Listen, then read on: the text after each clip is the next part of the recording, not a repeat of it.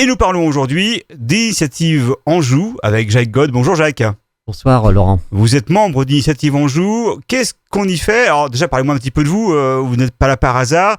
D'où venez-vous et pourquoi vous êtes à Initiative Anjou ? Alors tout ça, ça fait partie aussi d'un métier que j'ai fait précédemment, en tant que banquier. Et donc en arrivant à Segré, ça s'est produit à ce moment-là, c'est qu'on est venu me chercher. Je nommerai quand même Michel Blanchard, parce que c'est aussi lui qui était là à cette époque-là, en tant que président de l'Initiative Anjou du pays segréen. Et donc, à partir de là, j'ai tout de suite accepté de rentrer dans ce comité, qui est fort intéressant, parce qu'on est dans un parallèle de la banque, mais aussi on est dans une neutralité, puisque là, en fin de compte, on vient pour surtout soutenir, d'une façon ou d'une autre, un créateur ou un repreneur d'entreprise.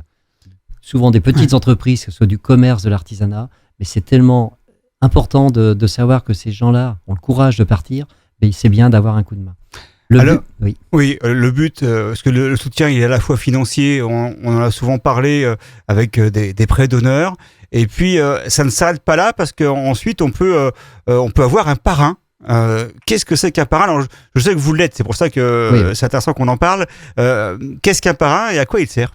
En fin de compte, le parrain, c'est surtout un accompagnement, c'est pas un savoir-faire. Nous ne sommes pas professionnels d'un tel ou tel métier, c'est un savoir-être. C'est à la fois avoir un autre regard. Souvent, quand on a affaire à ces entrepreneurs, parce que c'est des vrais entrepreneurs, mais souvent, ils sont seuls, ils n'ont pas de salariés, c'est une entreprise individuelle, et souvent, ils sont, comme on dit chez nous, la tête dans le guidon, et souvent, d'avoir quelqu'un extérieur, un autre regard, comme on dit, ça permet aussi de réfléchir et de dire, apporter des idées. On ne va pas faire à leur place, c'est simplement faire des suggestions, apporter un peu des conseils à un moment donné. Et je crois que c'est important. Et ça arrive de temps en temps que les personnes nous rappellent en disant, voilà, j'ai un petit souci pour un matériel qui a cassé ou peu importe. Et à ce moment-là, qu'est-ce que vous en pensez ? J'achète du neuf, de l'occasion. Qu'est-ce que vous en pensez ? Pensez-vous que mon banquier va m'accompagner ou pas ? C'est ça qui est important. Et je crois qu'à la fois, il y a un savoir-faire de ces professionnels, mais c'est souvent un autre regard. On va regarder les tableaux de bord, on va regarder ces choses-là aussi. Mais je pense qu'à côté de ça, c'est un soutien. C'est moral aussi.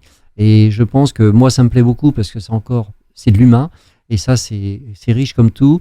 Tout le monde n'a pas les mêmes facilités. Il y a des difficultés à des moments donnés. Il faut savoir aussi attendre des échéances.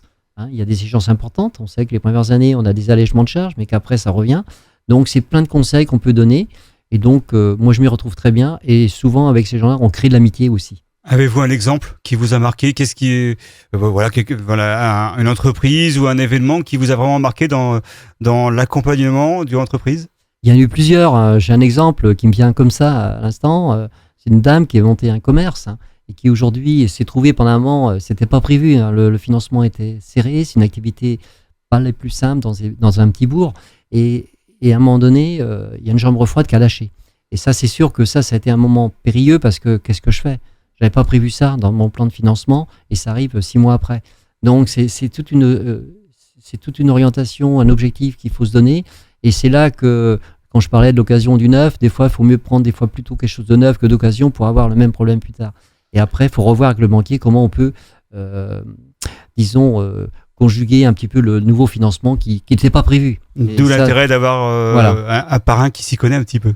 Ça aide aussi, mais c'est surtout à la fois moral, dire aux gens, faut ne baisse pas les bras, vous serez accompagné, et puis on essaie de soutenir. Bon, il y a eu d'autres cas où ça n'a jamais été le plus simple du monde, mais à la fois d'être reconnu par rapport même aux collègues, quelles que soient les banques, je ne parle pas d'une simple banque, là nous sommes dans la neutralité totale, on n'est pas là on ne représente pas une banque, on représente Initiative Anjou. C'est un avis extérieur. Merci beaucoup Jacques God. Plus d'infos évidemment sur le site d'Initiative Anjou, ou alors on contacte Anjou Bleu Communauté ou encore la CCVHA pour pouvoir, pourquoi pas, demander un dossier et participer au prochain comité Initiative Anjou. Jacques God, merci beaucoup. Merci Laurent.